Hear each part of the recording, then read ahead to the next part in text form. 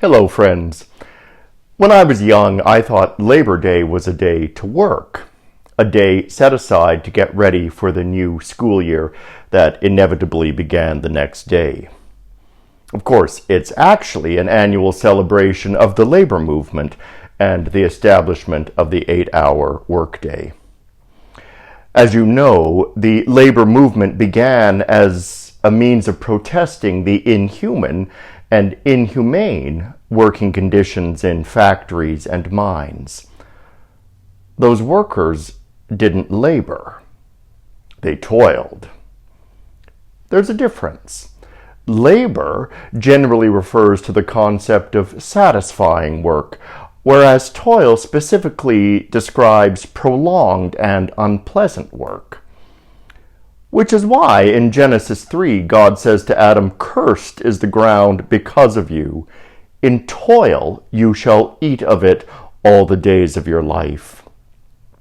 In other words, a lifetime of toil was his punishment for being disobedient. How curious, then, that these days labor has become toil. Only on Labor Day I was talking about a lawyer who drudges away on files way into the night, even at the cottage.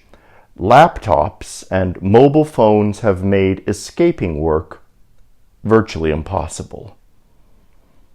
The trouble is, working non-stop has become almost a virtue, and toil is likely to be a reward for being dedicated. At least, it's financially rewarded. Even retirement is likely to be a frantic whirl of commitments and activities. Before the story of Adam's fall, we read the account of creation and how God rested from his labors on the seventh day. Which reminds me of another ancient myth about labor, the labors of Hercules. These are the 12 tasks Hercules had to accomplish in order to atone for killing his family in a peak of madness.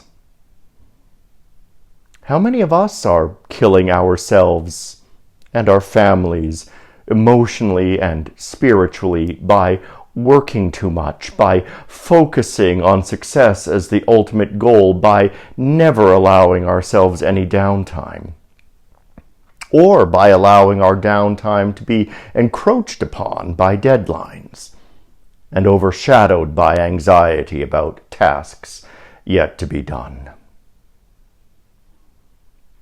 Maybe the labor movement of this frantic generation is to claim again the value of rest and the sheer pleasure of doing nothing.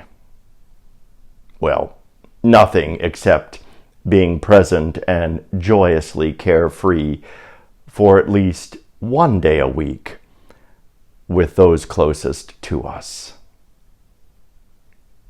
It would truly be a labor of love.